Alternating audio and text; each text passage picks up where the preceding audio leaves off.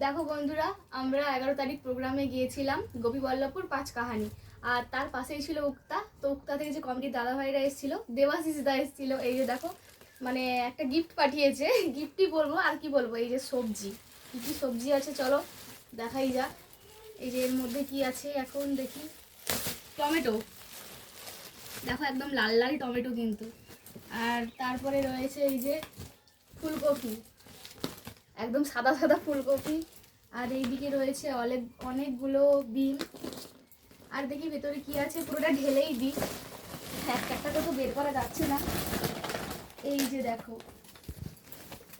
এইদিকে রয়েছে আবার বাঁধাকপি। এই যে দুটো বাঁধাকপি রয়েছে, দুটো ফুলকপি রয়েছে।